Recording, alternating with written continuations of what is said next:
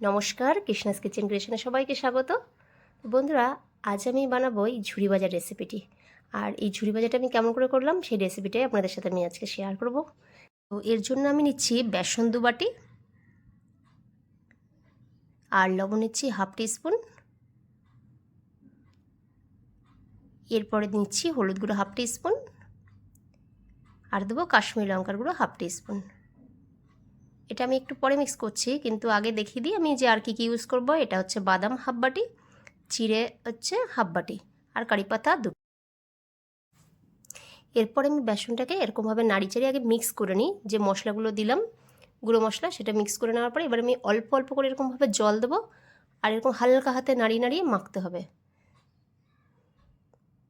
এরকমভাবে ধীরে ধীরে মাখতে হবে, অল্প অল্প করে জল দিয়ে। একবারে জল দেওয়া যাবে না বেসনে।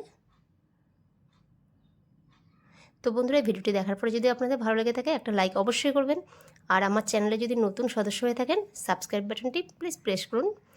আর রেসিপিটি দেখে যদি ভালো লেগে থাকে তো বন্ধুদের সাথে অবশ্যই শেয়ার করবেন। এছাড়া আপনারা কমেন্ট করতে পারেন কমেন্ট বক্সে। তো এরকমভাবে অল্প অল্প করে জল দিয়ে আমি মেখে নেবো, একটু টাইম লাগবে মাখতে। এর ডোটা বানাতে হবে যেরকম আটার ডোটা হয়, আমরা রুটি বেলে যেটা আটা যেরকমভাবে বানিয়ে সেই রকমই এই বেসনটাও হবে। তো একটু নরম হয়ে গেছে বেসন মাখাটা, তো আমি আরেকটু বেসন অ্যাড করলাম, করে আবার একটু মেখে নেব। এরকমভাবে মেখে নিচ্ছি ভালো করে। প্রায় মাখা হয়ে গেছে। এর জন্য আমি কী করছি, অল্প একটু তেল নিচ্ছি, ওই 1/2 টিস্পুন মতন নিয়ে এরকম হাতে লাগিয়ে তারপরে বেসনটাকে মাখতে হবে। তাহলে কী হবে, হাত থেকে আস্তে আস্তে ছাড়িয়ে যাবে আর বেসনটা কি সুন্দর গোল হয়ে আসবে। আর না হলে কী হবে, পুরো থালায় লেগে থাকবে, হাতে আটকে থাকবে, বেসনটা ছাড়ানো খুব মুশকিল হয়ে যায়। আটাটা কি সুন্দর মেখে আসে, কিন্তু বেসনটা এরকম হয় না, বেসনটা ছড়িয়ে ছিটিয়ে হাতের মধ্যে লেগে থাকে। এই কারণে তেলটা দিলে কি হয়, সফট হপটা হয়ে আসে এবং ছাড়িয়ে যায় খুব তাড়াতাড়ি। যার জন্য আমি অল্প অল্প করে তেল নিলাম, নিয়ে এরকম ভালো করে ডোটাকে গোল বানিয়ে নিলাম। তো হয়ে গেছে বানানো, এবার আমি ঢেকে রেখে দেবো। এবার দিয়ে দেবো আমি কড়াইয়ে তেল। তেলটা একটু গরম হতে দেব, আর আমি এদিকে এই মেশিনটাতে আমি বেসনটা ভরে নিচ্ছি। তো ভরার আগে এই সাইজেরটা দিয়ে আমি বানাবো ঝুরি ভাজাটা, যেহেতু ঝুরি ভাজাটা একটু সরু সরু হবে। তো আগে তেল লাগিয়ে নিচ্ছি আমি এর ভেতরে, তাহলে বেসনটা খুব সুন্দর নিচে নেমে আসবে, চারিদিকে আটকে যাবে না। তো তেলটা লাগিয়ে নিয়েছি। এরপর আমি এই ডোটা থেকে দুটো ভাগ করে হাফের মধ্যে মেশিনটার মধ্যে ভরে দেবো।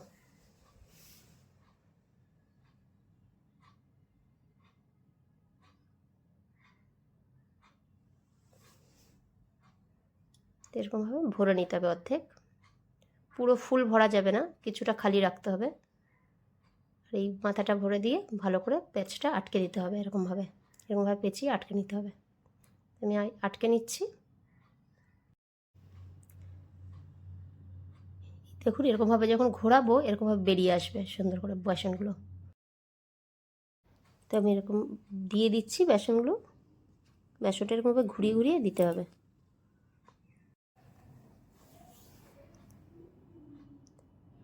তো এরকম দেওয়া হয়ে গেছে, বেশি দেবো না, বেশি দিলে আবার কাঁচা থেকে যাবে। অল্প অল্প করে দিতে হবে, দিয়ে আবার উল্টে দেবো। এটা দেওয়ার 7 থেকে 8 সেকেন্ড পরেই উল্টে দিতে হয়, না হলে আবার পুড়ে যাবে এক সাইডটা। তো উল্টে দিয়ে আবার একটু ভাজতে দিচ্ছি। 5-6 সেকেন্ড করে করে রাখতে হবে এক এক সাইড, আর উল্টে দিতে হবে। বেশক্ষণ লাগে না ঝুরি ভাজাটা ভাজতে। তো হয়ে গেছে, আমি তুলে নিচ্ছি, একটু তেলটা ঝাড়িয়ে নিচ্ছি। তো ভাজাটাই হয়ে গেছে, তেলটা ঝেড়ে গেছে, এবার তুলে নিচ্ছি। তো আবার দিয়ে দেবো এর মধ্যে। একটা জিনিস খেয়াল রাখবেন, যে বেসনটা যেন এক জায়গায় বেশি না পড়ে যায়, এর জন্য ঘুরিয়ে ঘুরিয়ে দিতে হবে, যাতে চারিদিকে সুন্দর করে ছড়িয়ে যায়, হালকা পাতলা একটা পরত পড়ে, আর ফটাফট করে তাহলে ভাজা হয়ে যাবে। 7 থেকে 8 সেকেন্ড দেখতে না দেখতেই ভাজা হয়ে যায়। আর তারপরে উল্টে দিতে হবে, না হলে আবার পুরো কালো কালো হয়ে যাবে।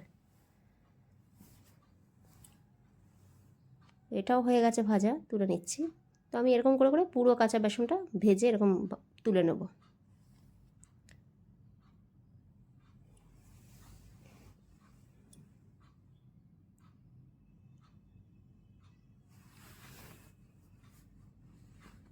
এরপরে পুরো ভাজা হয়ে গেছে, আমি এই তেলের মধ্যেই এবার চিড়েটা ভেজে নিচ্ছি।